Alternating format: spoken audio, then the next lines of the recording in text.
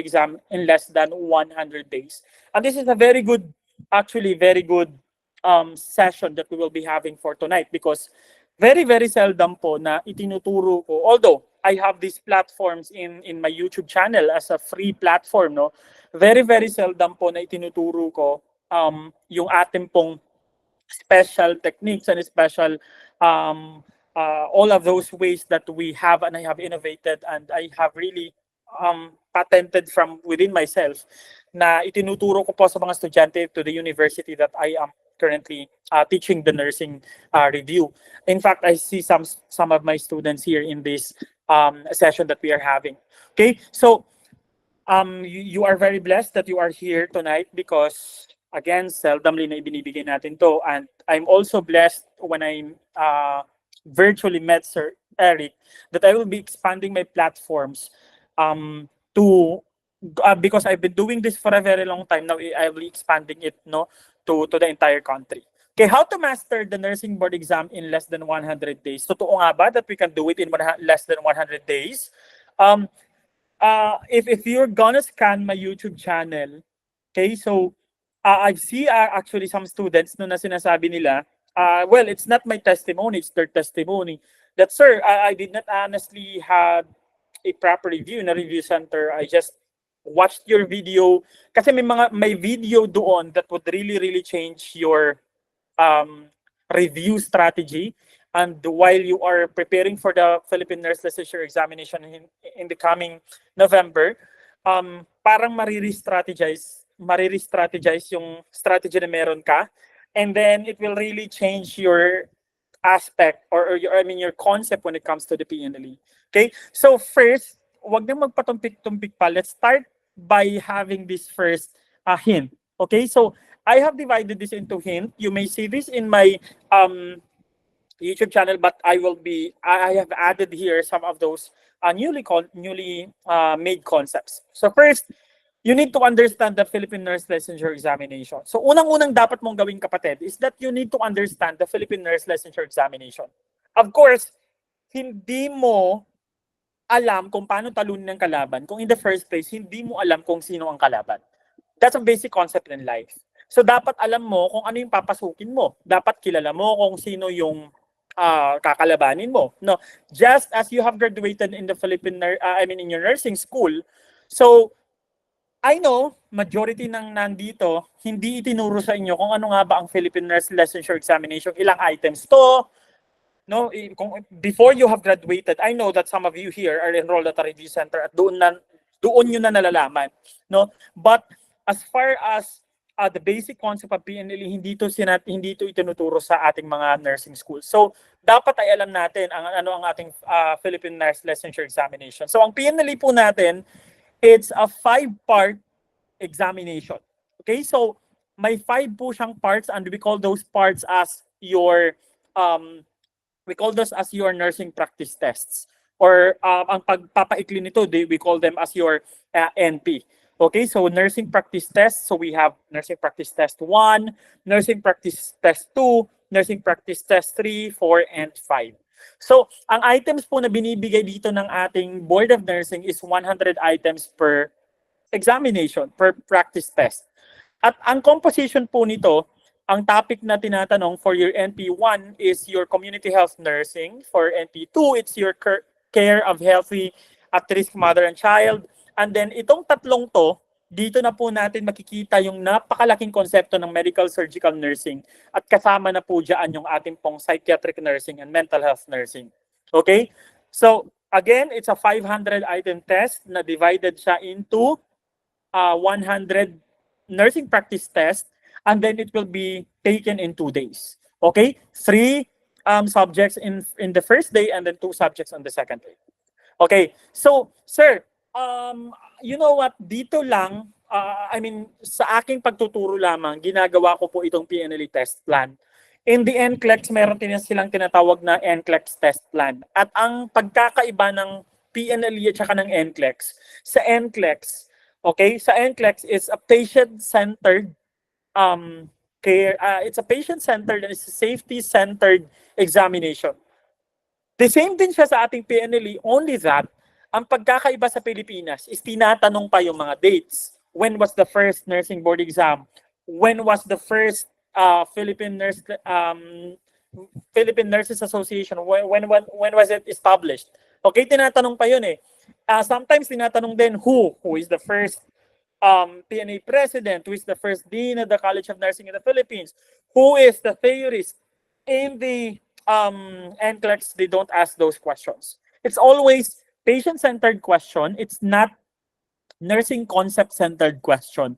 Okay? So, ang PNLE test plan po natin, 60% or majority, tinatanong po your physiologic and psychosocial alterations. So, basically, your med surge. Okay? So, 60% napakalaki niyan. 20% is your community health nursing, and 20% is your maternal and child health nursing. Sir, you might be asking now, kung nasaan nga ba yung ating fundamentals of nursing? Okay? So, ang ating fundamentals of nursing is a concept na pwedeng ibato ng ating Board of Nursing or ng ating PRC on those 500 item tests that you will be having for 2 days. So pwedeng mag-appear siya sa NP 1, 2, 3, 4, and 5. That's why it's fundamentals, because it should be a default concept na dapat ay alam ng isang nurse na magti-take ng TNLE. So dapat alam natin to because it's a fundamentals of nursing. So kapag sinabi natin actually fundamentals is something that's basic. Okay? So it will be thrown to you in any of your 500 item tests. That's why sometimes sasabihin ng estudyante, hala, bakit may funda sa NP1, NP2, NP5? Okay? So it will be asked in any of your 500 item tests. Okay?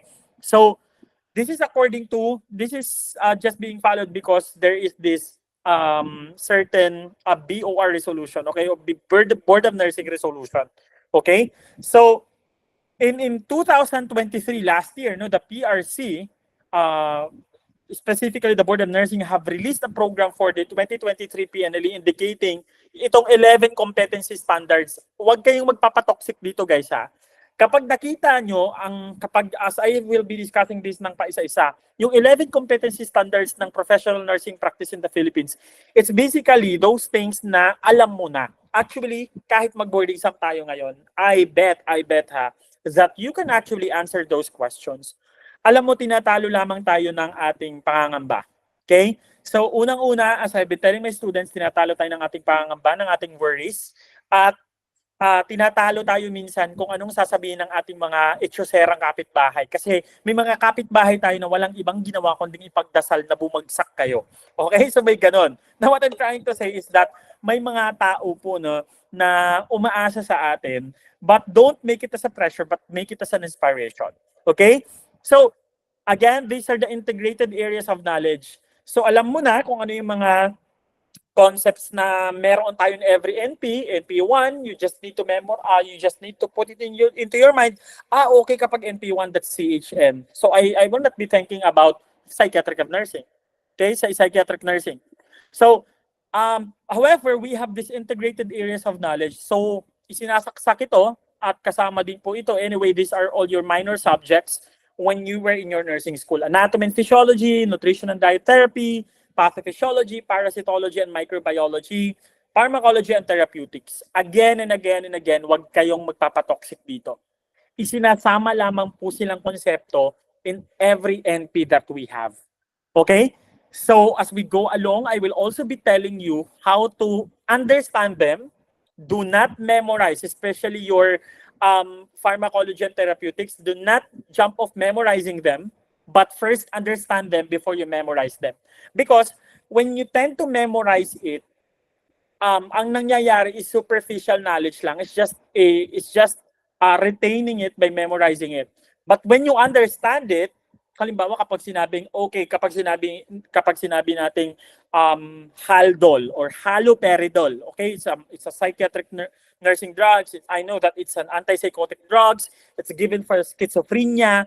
No, kapag sinabi mong Haldol, haloperidol, Haldol, o kapag sinabi mong Haldol, Haldol is an antipsychotic drug. Yun lang yung alam mo. Now, how about if you will be questioned now about the what will happen if you will be taking Haldol for a very long time, okay, of the side effects. So now nga na tayo.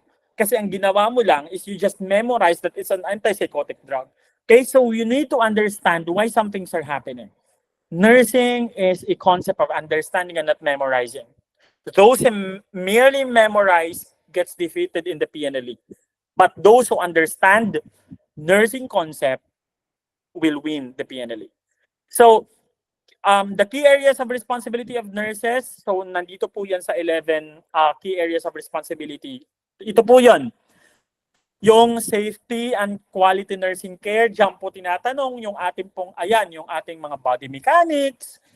Diyan tinatanong po kung ano yung gagawin mo kapag nagsisissure yung pasyente mo. Yun diyan na tinatanong din yung ating pong yung walker, yung cane, okay, yung ating pong mga assistive devices. It's your safe quality and nursing care. Diyan din tinatanong, no, kung saan and what will you do in case of fire. Halimbawa, no, in the case of fire, what will you do as a nurse? Okay, so it's safe and quality nursing care. So basically, dyan yan magpo-fall off. You just focus on those patient care competencies. Okay? Communication.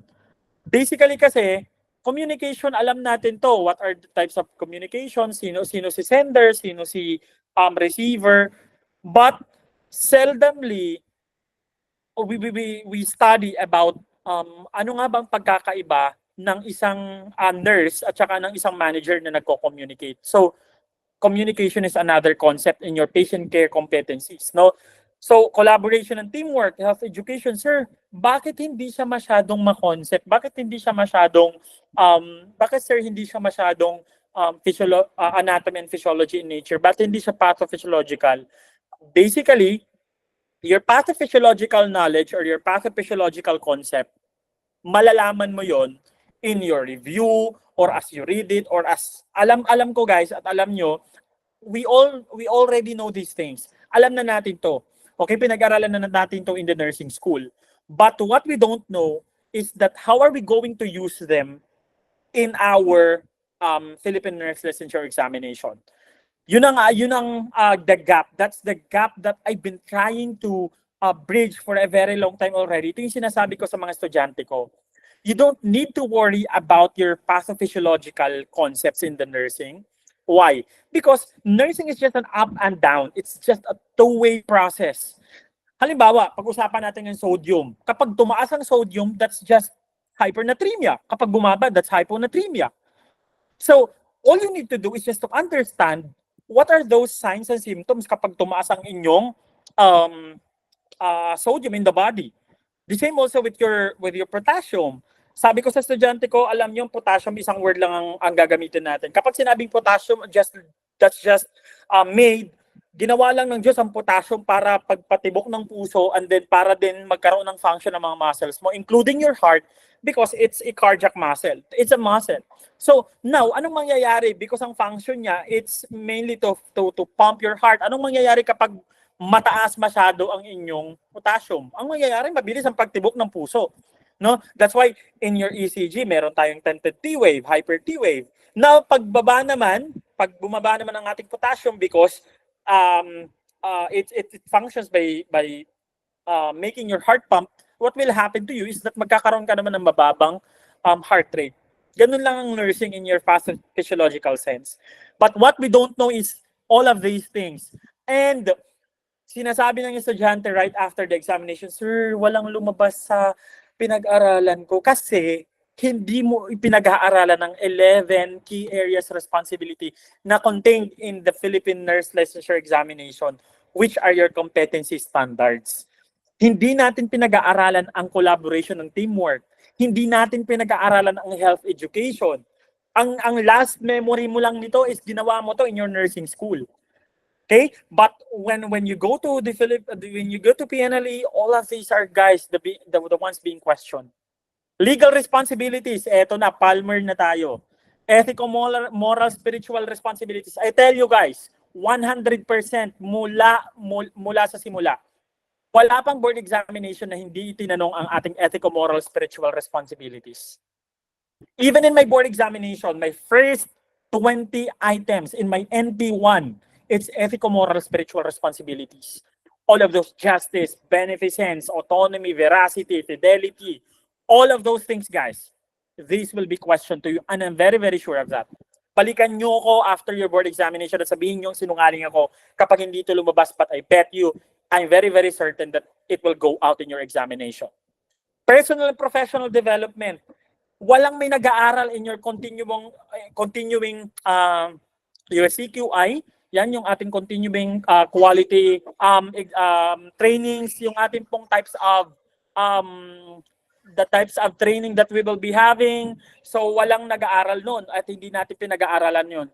Enabling competencies. Okay? Sorry, nandito lang yung... Okay? Enabling competencies and also your management. Okay?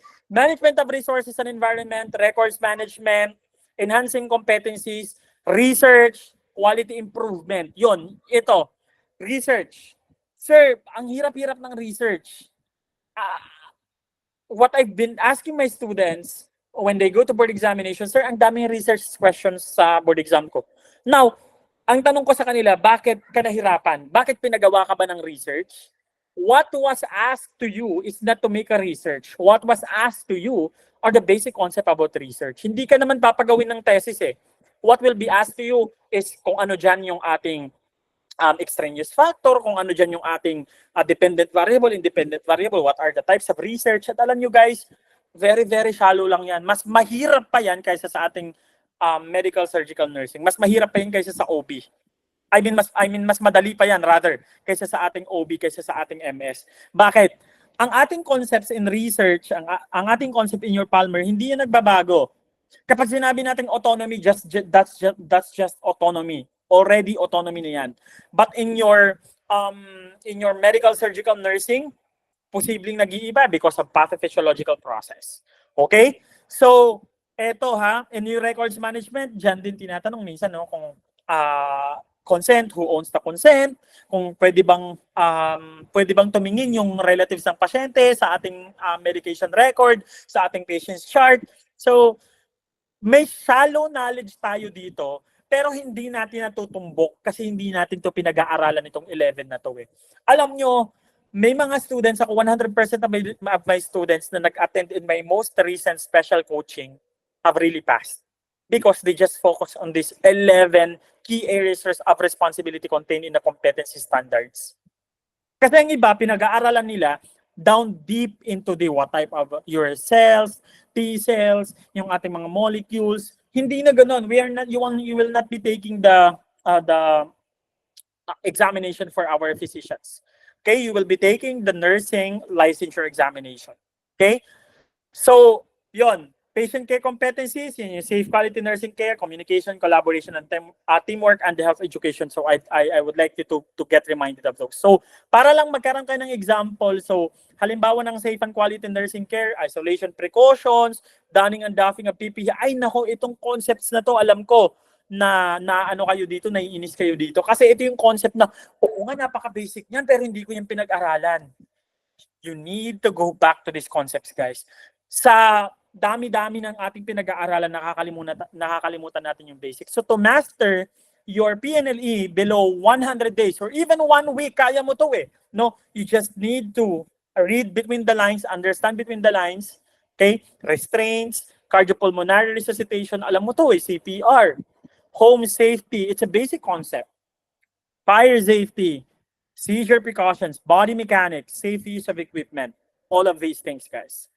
Okay? So, again, PNLE is administered by PRC and it is asking you basic knowledge on all of those things na pinag-usapan natin at merong mga injected concepts. And ito yung mga concept all in all na ating makakaharap at makakasagupa in your Philippine Nurse Licensure Examination. But I'd like to highlight that you always need to think that you are a nurse and you will be taking the Philippine Nurse Licensure Examination. So, what you need to use while taking the licensure exam is your nursing process because you will become a nurse and you are already actually a nurse. Okay? So, you need to use the backbone of everyday na ginagawa ng isang nurse. It's the nursing process. Ito yung nakakalimutan natin. Alam nyo, even in our basic concept of life, kahit yung nasa bahay tayo, you also use nursing process. Alam ninyo ang flow ng nursing process. Assessment, diagnosis, planning, intervention, evaluation. So you always need to start utilizing that. Always follow the nursing process. Okay? So a patient was found on the floor after gathering a large crowd. So you as a nurse should respond by firstly, okay, A, giving chest compressions, B, giving rescue breaths, letter C, assess the pulse, letter D, call the rescue. This is an emergency. Immediately, kasi alam nyo, if you will be asked in the NCLEX, that's why I always advise my students to not to use NCLEX resources because napakalaki po ng gap ng ating Western countries nursing education at dito po sa Pilipinas. Okay? So, a patient was found lying on the floor after gathering of large crowd. So you as a nurse should respond by firstly, A, giving chest compressions, B, giving rescue breaths, C, assess the pulse, call rescue because this is an emergency. I know this is an emergency, but there is always a proper dispensation of your nursing care and your nursing skill. So, alam mo ang sagot dito, okay? That all of the three are interventions at isa lang ang assessment. So, you assess the pulse. Okay? So, ganun. Again, these are your NP and you will be answering 100 items for each NP. Okay? So, who can take the licensure examination? Ikaw yun. And I know may mga nag-apply na sa inyo. And these are your requirements. So, that's your hint number one. You just need to know what is PNLE. Next is you need to understand and to know what are your PNL questions. Alam nyo, ang PNL questions natin is totally different with the questions sa the NCLEX. Ang PNL minsan kumukuha ng ating questions in the NCLEX. However, not all of those concepts in the NCLEX, halimbawa in the book of Saunders, yung Saunders prep ng NCLEX, Kaplan, also in other, because we now have Archer, meron na ding UWorld. Yun yung ating mga best resources for NCLEX. Sometimes kumukuha yung ating pong board of nursing on some questions. No, well, there are some documentations na nakikita natin na very parallel yung question in the NCLEX and the PNLE. However, it's not 100%, it's not absolute. So you need to understand PNLE questions. So again, PNLE questions are as easy as your examination questions in the nursing school.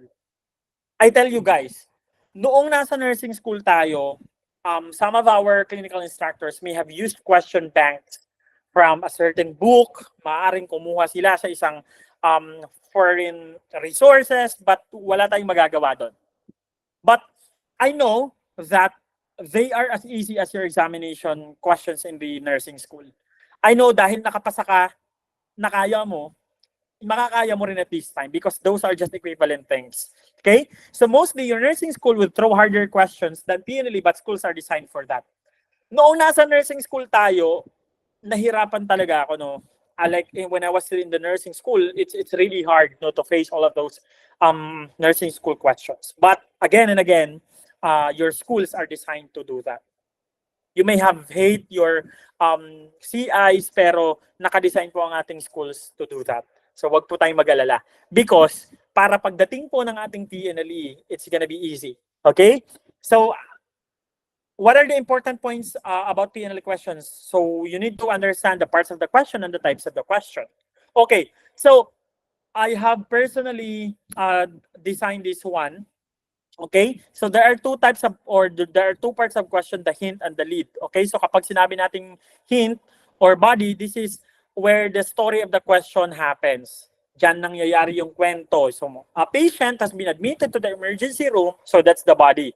Okay? So now the lead is, dyan yung nagsisimula yung question.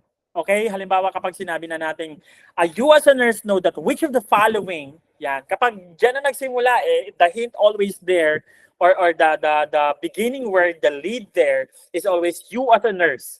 Yan, as a safe nurse. Yan.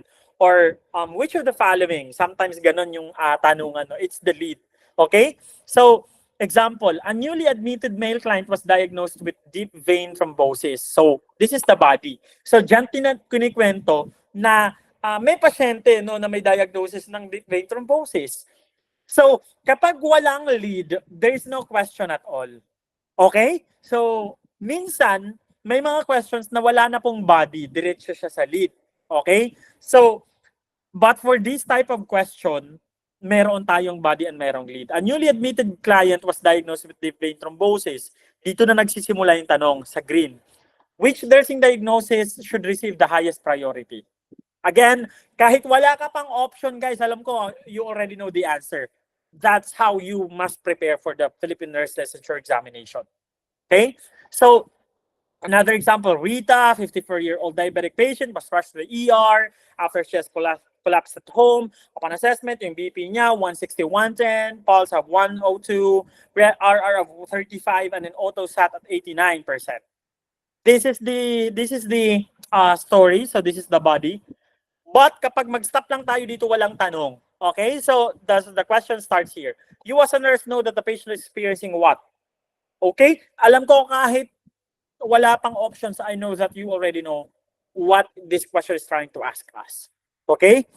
So, not all the time questions have body. Remember that? Kasi sabi ko lang, some questions directly asks through a lead. Okay? So, example ng walang body. Nurse Amy is aware that the following is true about team nursing. Ayan. So, hindi na kailangan dito ng story, hindi na kailangan ng kwento. It's because this question may be asked as a standalone question. So, diretso na siya sa ating pong lead. Okay, so this is the best example. So, again, another example, what is the first sign of placental separation? So, may mga tanong po, may PNLE, those are very, very short questions. May mga ganitong tanong lang na diretso sa lead. Okay? So, ayan.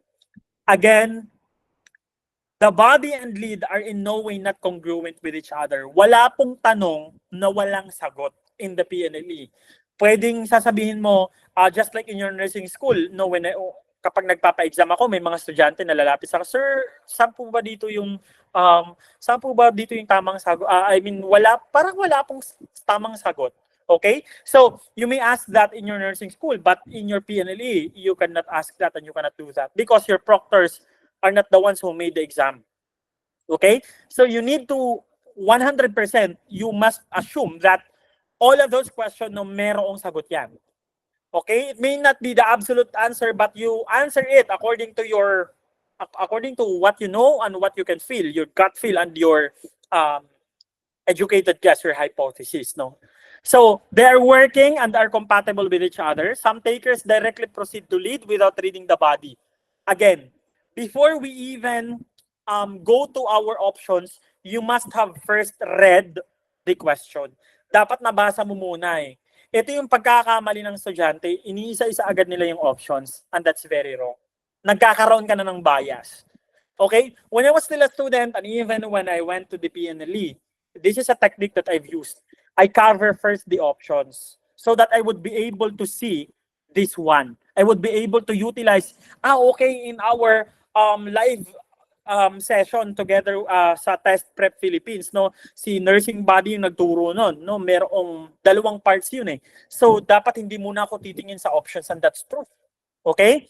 So, again, some takers directly proceed to lead without reading the body. This is wrong.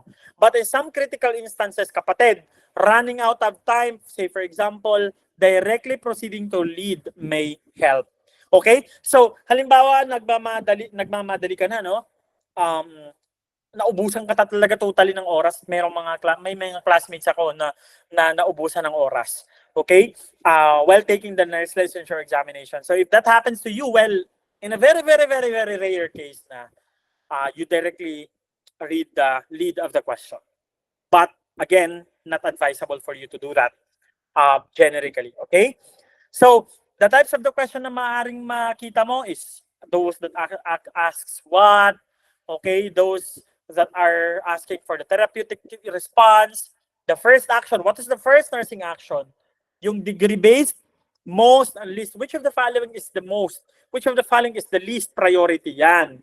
Unique questions. Those questions that asks all of the following are types of your, halimbawa, basic research, except, ayan, that's a unique question. Because it is asking you something that is unique in the options. True or false? True or false? asked to determine if which of the following options are true or false. Mathematical, you have your computations like your medications, IV fluids, and these are very, very basic, very bonus. And then select all that apply. Okay? So kapatid, I know that you've already faced SATA questions in your nursing school.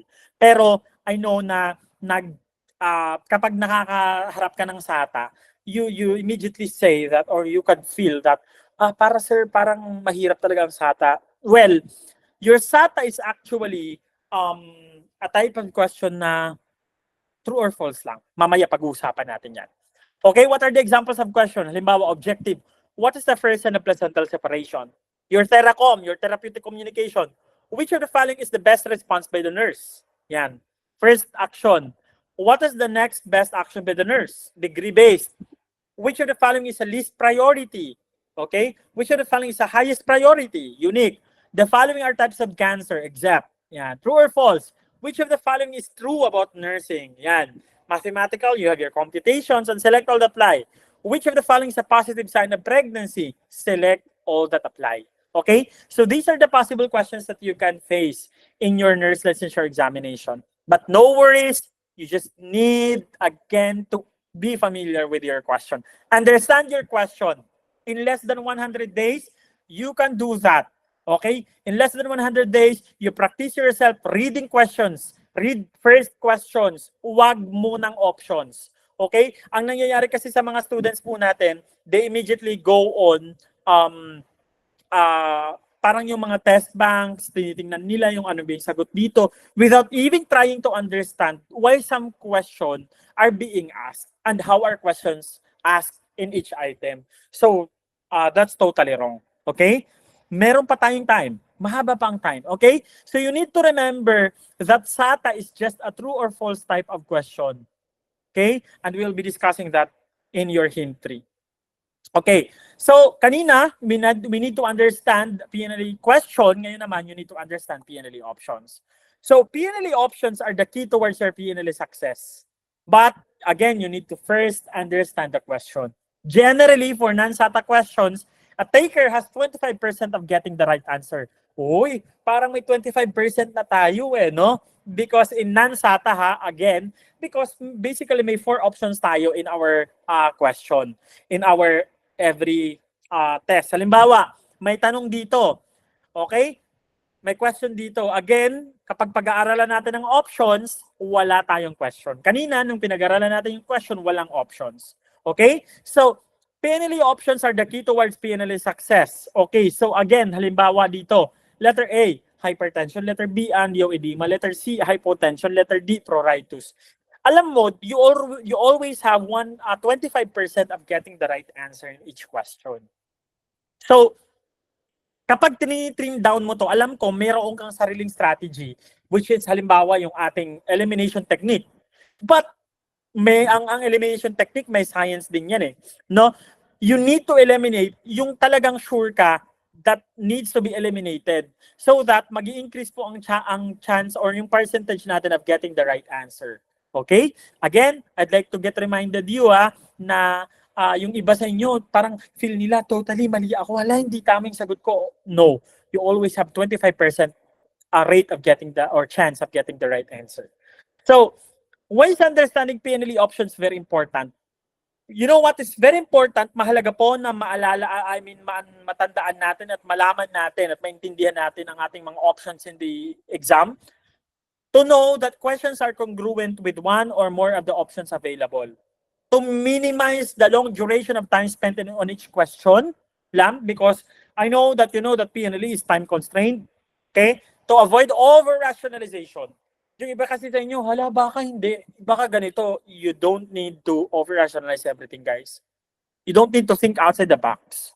To properly eliminate extraneous or unnecessary options, and to answer questions more efficiently. And this is correct. Okay, so what are your types of options? We have your identical options. You know what? Kapag sinabi nating identical options, these options are both wrong. Walang dalawang tamang sagot sa isang tanong sa PNLE. Dapat i-eliminate mo na yan. Hala, pareho to Halimbawa, A, elevated blood pressure. Letter B, hypertension. it's the same elevated, no? Parang they are similar. They are trying to tell us that they're the same. So you need to eliminate those things.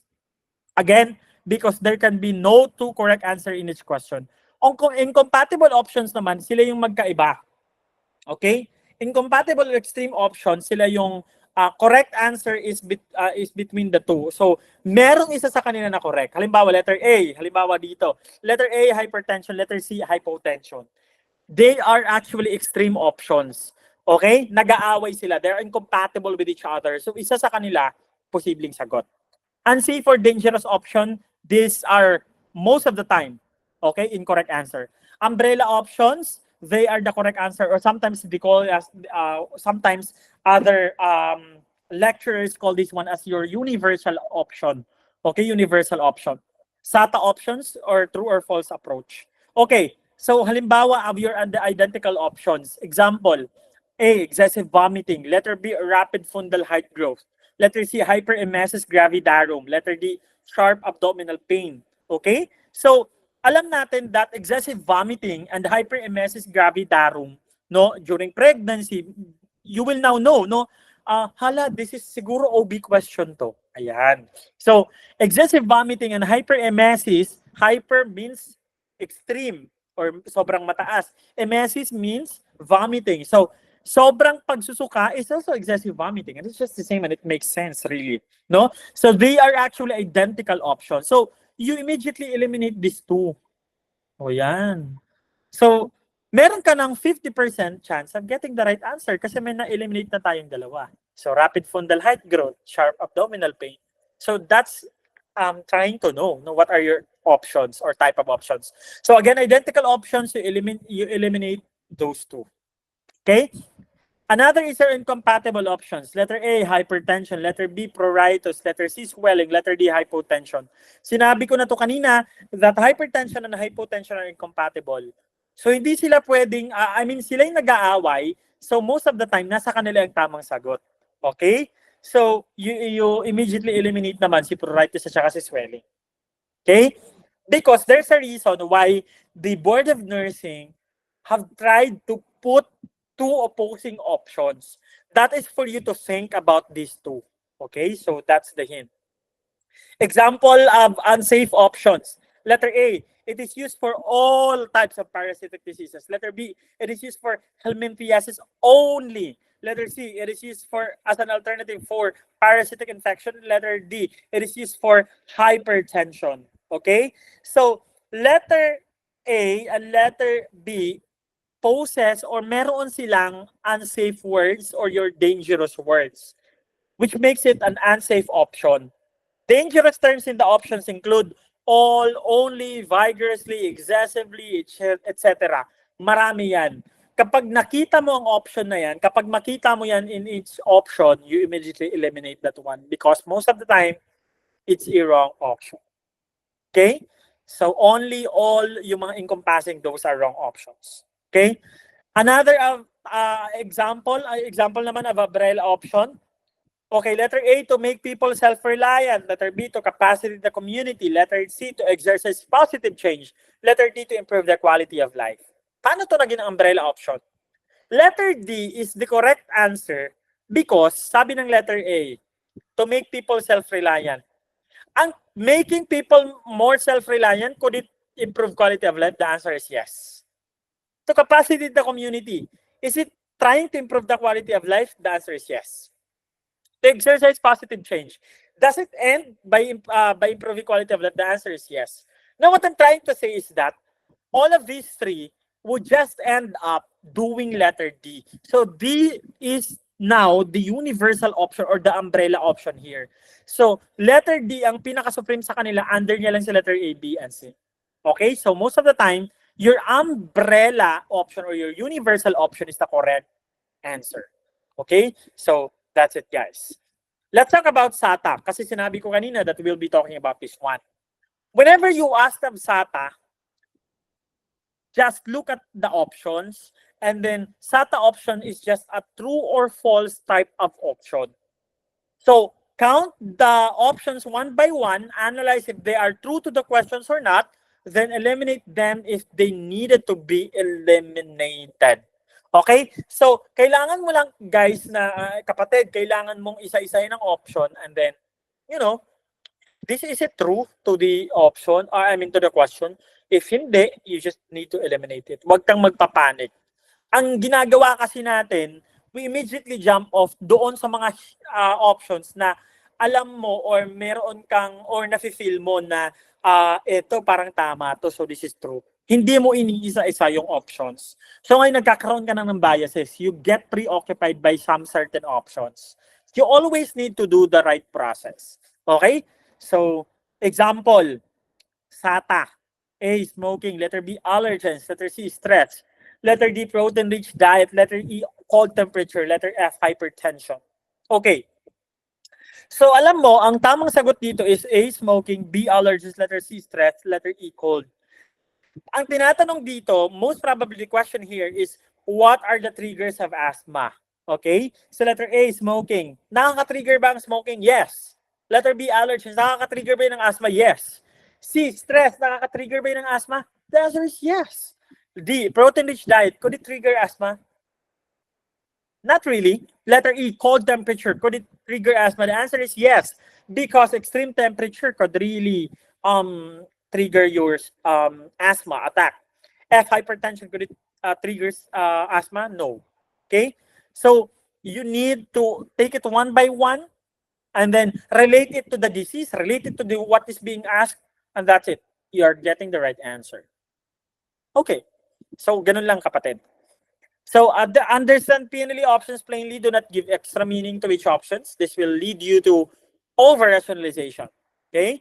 So, do not read confusing options carefully and apply my method, and I call it top score method. Do not stress yourself on options you don't know at all. Okay? Kapag may mga options, halimbawa, hindi ko talaga ito nabasa. Okay? Answer it scientifically and take the next item which might be easier for you to analyze.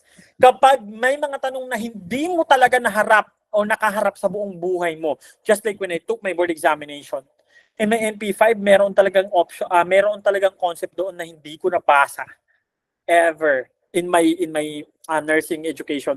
Never kong nabasa, but I just answered it scientifically. Okay? So, kapag merong ganon, do not stress yourself. Chillax.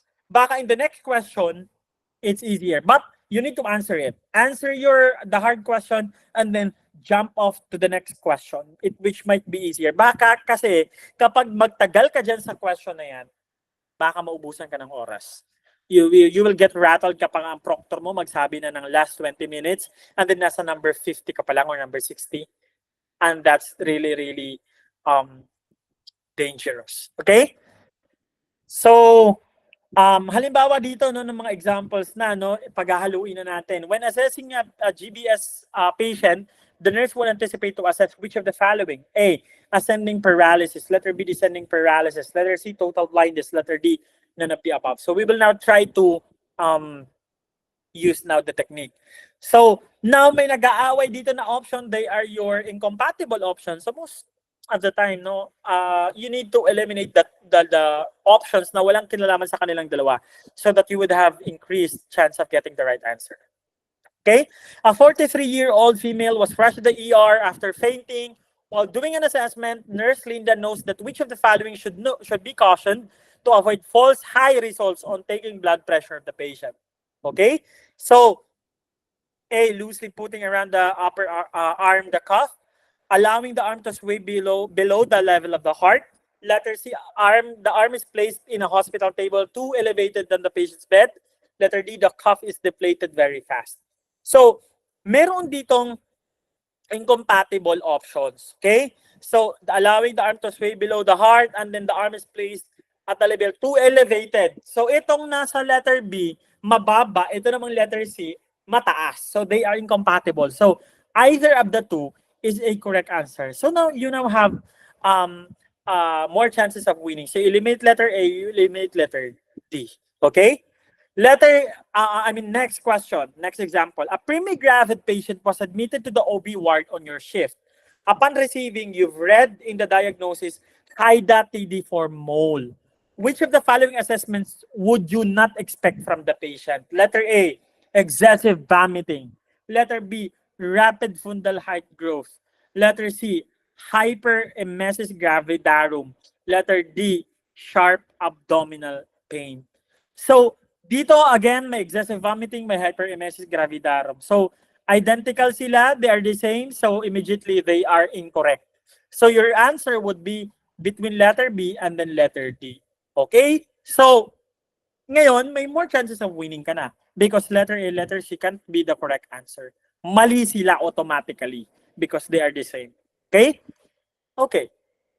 So for this one, the correct answer is sharp abdominal pain because ang question is, would you not expect from the patient? So wala pong sharp abdominal pain in your hydatidiform mode.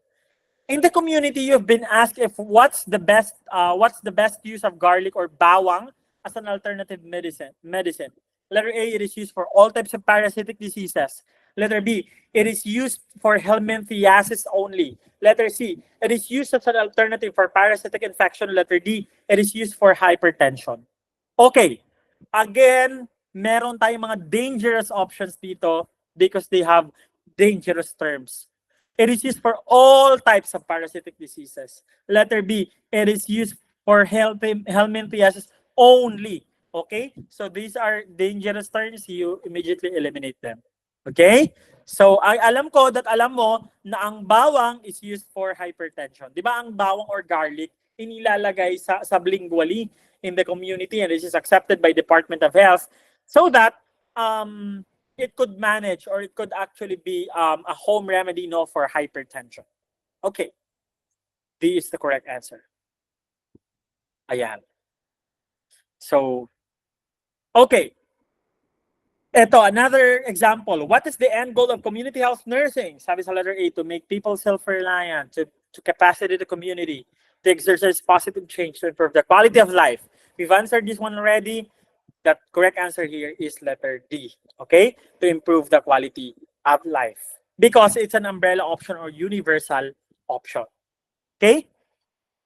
Another question, what is the end goal of research? A, to generate new knowledge. Letter B, to improve quality of life. Letter C, to make people capable. Letter D, to conceptualize new processes. Okay? So the best answer here is to improve the quality of life. Why? Generating new knowledge, the goal there is to improve the quality of life. To make people capable, ang goal niyan is to improve the quality of life. To conceptualize new processes, ang goal niyan to improve the quality of life. And that's it. Okay? So this is an example of a universal or an umbrella option.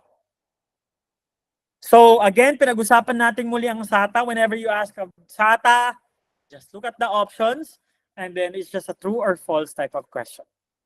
You just need to count it one by one and then eliminate if it's not congruent or correct or true to the concept that's being asked.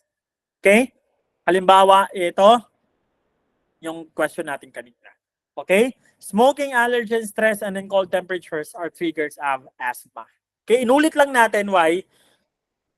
In this part kasi, we've already added the question. You were temporarily assigned at the ER at may nirush down na 12-year-old child. Okay? Kasi may asthma attack. So anong gagawin mo? Which of the following is verbalized by the companion would you list down as possible cause of the asthma attack? Smoking, allergens, stress, cold temperature. Okay? Because they are true to the concept that's being asked, which is asthma. So, again, understand PNLE options plainly, just as we have understood PNLE questions. Both question and options, you need to understand them plainly. Read them plainly. Do not add story to the question. Wala ka dapat idadagdag so that you will not be over-rationalizing everything. You will not be confused with what is being asked. Okay? What if the technique is not applicable to some questions? Take and answer the question normally. Calculate if it needs calculations because you will be having calculation questions. May mga calculation questions na tinatanong, but in the most recent PNLEs, wala masyadong calculations. But of course, you need to be prepared for your calculation questions. Halimbawa, yung mga drug calculations, yung mga ating pong mga IVF, so you need to calculate them. If it asks for who and when, just remember the person and just remember the date. Okay? So you remember that one. Okay. So this would be the last slide for tonight. Okay, para lang malaman natin, no? Aside from the hints that I've said, you also need to do all of these things. First, prepare your mind with a lot of questions using apps and updated resources. So, why I say that you need to prepare your mind with a lot of questions? Well, you can use those conventional method, but it's not, what I'm trying to advise my students is that what is 100% of the day with you is your phone. That's why new innovations and new platforms like the Test Prep Philippines, ang Test Prep Philippines po, I've really scanned the platform online, and it's very, very good.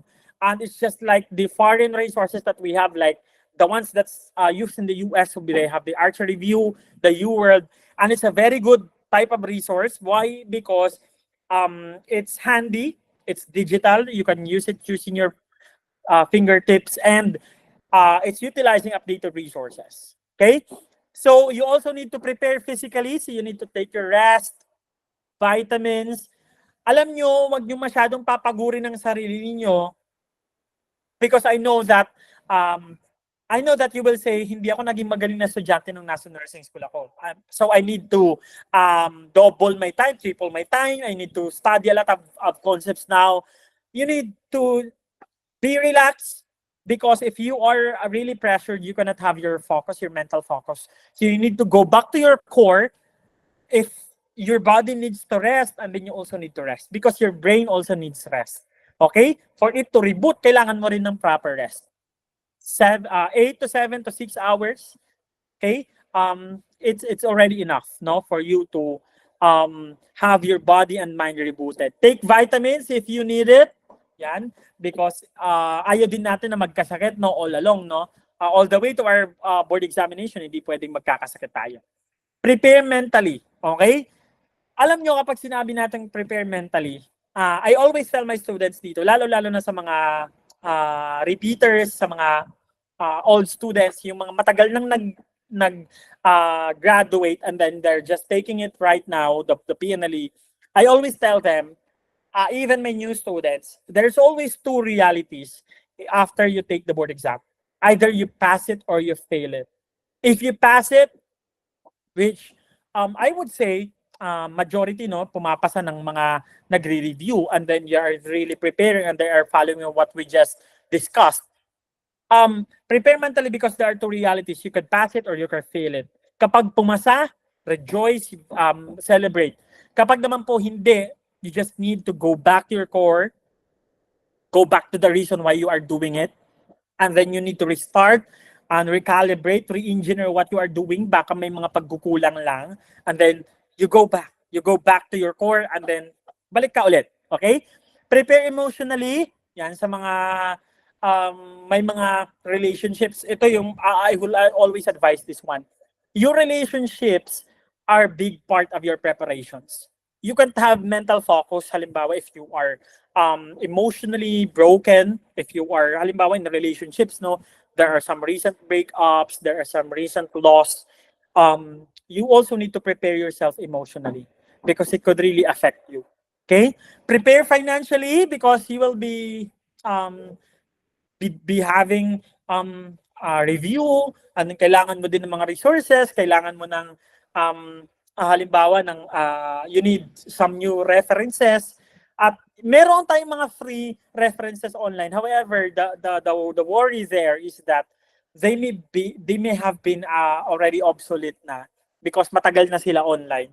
May mga resources that's already present, student pa ako, matagal na yun, no? So it's already been nearly 14 years. So matagal na. So you need to you need to purchase new and updated resources, because it could really help you. Kasi ang concept ng nursing as a science, nagbabago yan. Okay? And then of course, you need to prepare spiritually. Yan. Spirituality is the most important component that you can bring with you as you prepare for the board examination. Whatever religion, whatever faith that you belong, spirituality is something that you must be preparing from now on. Because, yun nga, what you are, the principle of sowing and reaping. Kung ano yung ginagawa mo, kung ano yung sinusow mo, yun yung marireap mo.